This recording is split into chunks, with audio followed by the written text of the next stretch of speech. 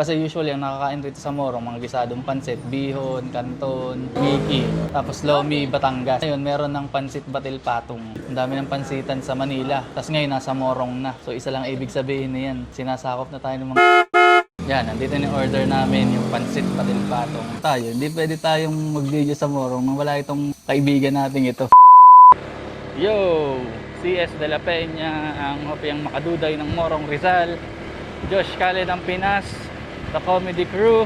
At nandito kami ngayon sa Morong Rizal, rito sa Morong, dahil merong bagong bukas na kainan na gusto naming puntahan. At itong kainan kasi na to, parang bihirang meron sa Morong. Ang alam ko, pangalawa pa lang ito. Hindi ko lang kung nag-ooperate pa yung isa, pero itong isang pupuntahan namin, bagong bukas, Pansit Batil Patong. Sa mga hindi nakakaalam o sa mga hindi pa nakapanood ng mga luma naming videos, talagang kapag merong Pansit Batil Patong, pinupuntahan namin. At sa mga taga Morong, malalaman ninyo kung ano yung Pansit Batil Patong sa mga hindi pamilyar. Pwede nyo rin puntahan. Mamaya, kwento namin sa inyo kung ano ba itong pagkain na ito. Marami nito sa iba't ibang bayan rin. Kainta, meron sa Manila, marami sa Manila. Samahan ninyo kami sa pagkain ng Pansit Batil Patong. I-introduce namin sa inyo ito kung ano itong pagkain na ito.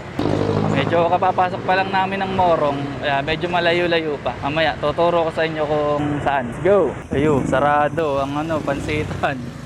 3 PM pa raw magbubukas kasi alas 2 ang rating ng Miki, yung pansit, yung noodles. So may pupuntahan na lang muna kami kasi medyo mag-aalauna pa lang. Babalik na lang kami. Takits na lang mamaya.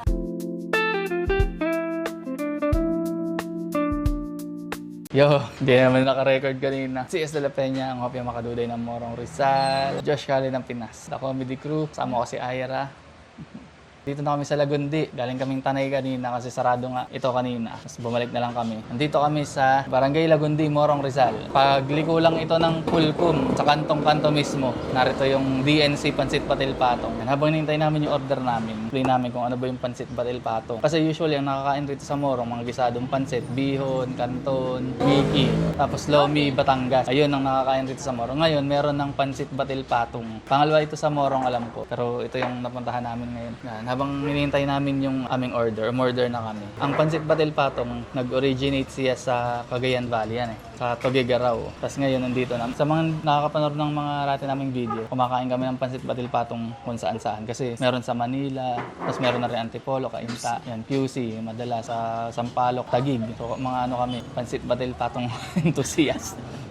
Pansit Batil Patong Hunters. Ngayon, meron na sa Morong Rizal. May Pansit Kabagan rin pala. Yun naman, nag-originate sa Kabagan, Isabela. Pero more on Pansit Batil Patong talaga yung gusto namin kainin.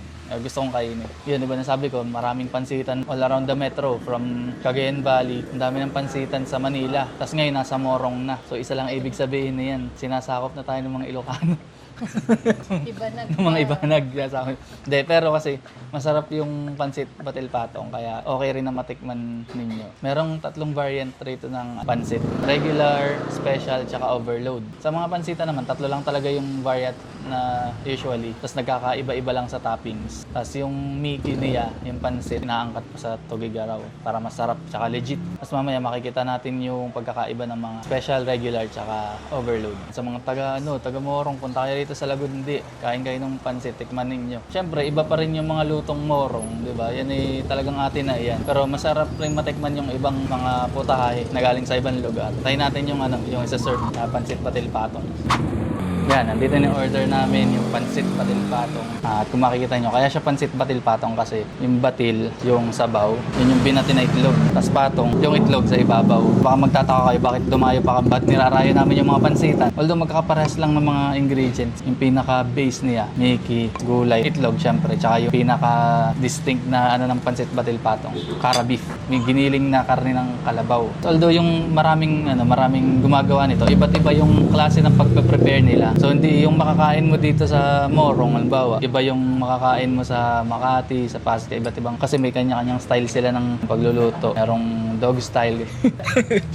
Tapos ganito siya kainin. Kanina habang nagngangalngal ako, nagtiga na ng kalamansi at sili si Ira dito sa sibuyas. Ayan. Tapos nilagyan ng suka. Ano siya? Sukang Ilocos. Mas masarap yung sukang Ilocos. Hindi pwede yung suka lang na nabibili sa palengke, yung tagdados, isang tabo. Hindi ganyan. Dato puti, hindi pwede yun. Sukang Ilocos. Anong pwede pa? Marca Rosal. Marco Rosal. Oh. Marca Rosal, baka naman.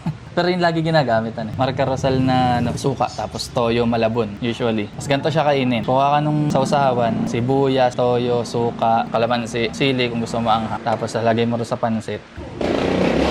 Sandukin mo. Ganyan lang. Kahit di mo na haluin. Ayan. Ito na, kakainin mo na. Tapos yung in-order namin, overload. Ibig sabihin, ito na may pinakamaraming toppings. Yung special, walang yung baboy, parahay. Parang lechong kawali, wala. Yung regular, walang Shanghai, tsaka walang baboy. So, plain lang talaga siya. Kaso rito sa Morong, ang gulay nila ay repolyo. Sa iba, nilagyan ng patola, toge, may carrots. Tapos yung iba, hindi masyadong masabaw. Basta iba-iba kasi pag-prepare. Try nyo rin rito sa DNC, Lagundi, Pansit Batil Patong. Cheers! Isa pang style ng pagkain. Yung iba nakita ko sa Sampaloc, yung sabaw, nilalagay sa sa pansit, pinasabaw talaga. Pero kung pagkain lang, kainin mo lang siya ng ganyan, maghalo-halo nila sa bibig nila. Siguro iba naging familiar sa inyo, gawa nung nagkaroon ng Michelin recommended na restaurant sa Makati na nagsiserve ng pansit batil patong, yung Chichis. Nakakain na rin kami ron, hindi ko pa nabibideo. So, sonor bibideo namin. Nga pala, syempre, nasa Morong na naman tayo. Hindi pwede tayong mag-video sa Morong nang wala itong kaibigan natin ito. Kararating pa lang. Wait, si Monja! Kain na. Kain. Kaso hindi rin siya kakain. Naka-omad. Omad na yung omad pa. Ano yan? Mushroom chips. Ayo. Ayun. Ito. Mga taga-Morong, malapit-lapit, mushroom chips. May flavor ba ito? Ayo, honey butter, barbecue butter cheddar. Bili na kayo, kontakin nyo lang si Monja. Ano ito? Kaysa kayo mag-chicharon, kaysa mag-drugs. Mushroom na lang.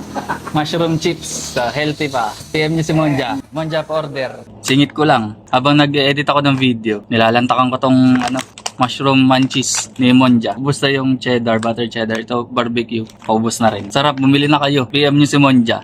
Kaysa chichirya ang inyong lantakan, mushroom. Mas healthy pa. Tsaka hindi ganun kaalat. Ayun, masarap. Mushroom munchies ni Monja. PM nyo si Monja. Yun, ubus na yung aming kinakain. Tapos na Lomi and Pansit Batil Patong. Again, DNC Pansit Batil Patong, Lomi Batangas, Pansit Kabagan. Ito sa Lagundi, Morong Rizal. Kayuhin na ninyo. At again, Cez de la Peña, ang opiyang makaduday ng Morong Rizal. Josh Kale ng Pinas. Monja. Ako Martin ng Purgatorio. Si Ira, ang Rian Ramos ng Pinas. Ayun o. Lobby po. Lobby po ng Pinas. Nilipat ng channel. Hindi pala siya kapamilya, kapuso pala.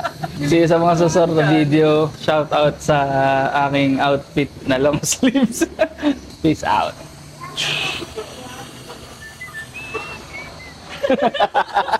May outro.